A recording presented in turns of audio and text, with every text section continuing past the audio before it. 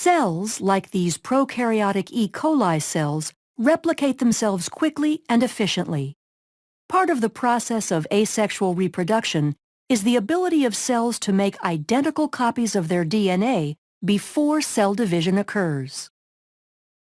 Prokaryotic cells that reproduce by binary fission rely on the fast, accurate process of DNA replication to ensure future generations of cells will have the same genetic instructions as the parent cell. The structure of DNA aids in the speed and accuracy of replication. Double-stranded DNA is a polymer of two strands of nucleotides which are hydrogen bonded to each other to form a double helix. Nucleotides are molecules that consist of a deoxyribose sugar, a phosphate, and one of 4 nitrogenous bases. The phosphodiester backbones consist of alternating sugar and phosphate groups.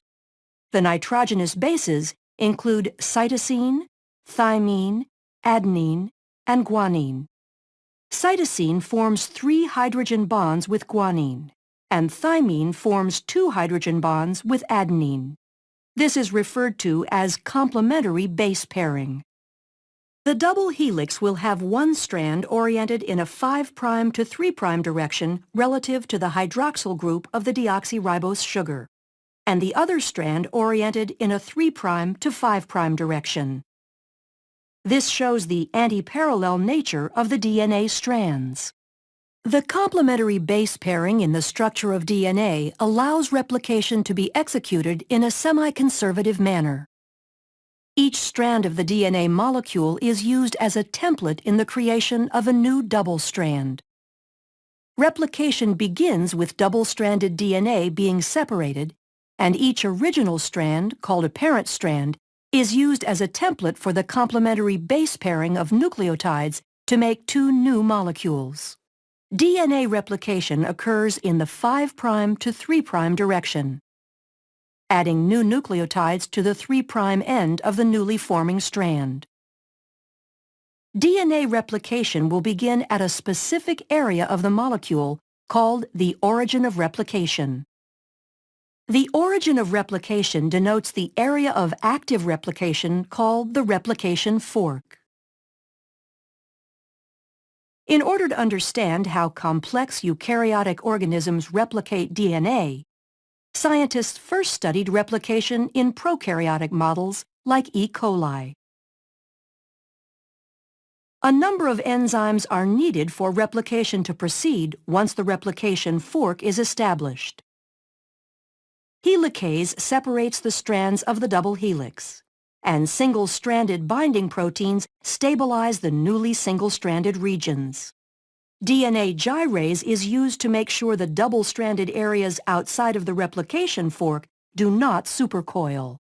Once the replication fork is stable, DNA polymerase catalyzes the addition of new nucleotides to the growing daughter strand. Other proteins, such as beta clamps and the clamp loader, help hold the DNA polymerase in place on the DNA. Short sequences of RNA, called primers, have to be paired to the template strands by the enzyme primase because DNA polymerase cannot begin to add nucleotides without a primer.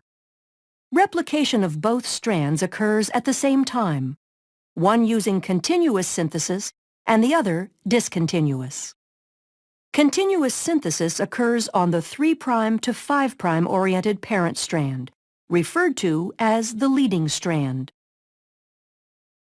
New nucleotides are added to the 3' end, moving continuously toward the expanding replication fork. Discontinuous synthesis occurs on the parent strand that is oriented 5' to 3', called the lagging strand, and is completed in segments called Okazaki fragments. Replication on this strand uses primase to add primers ahead of the 5' end of the lagging strand. DNA polymerase III then adds short sequences of nucleotides, the Okazaki fragments, to the primer, filling in the gap. As the helix is opened further, this process repeats until the entire strand is replicated.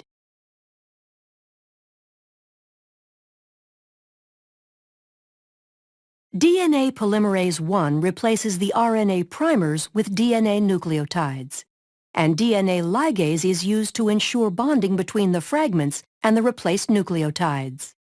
Once both the leading and lagging strands have completed their replication, two identical copies of the DNA molecule result. The process of DNA replication allows actively dividing bacterial cells to make sure all daughter cells have the same genetic instructions as the parent cell, allowing them to function in the same manner. Thus, bacterial populations can grow, increasing the number of individuals in a colony.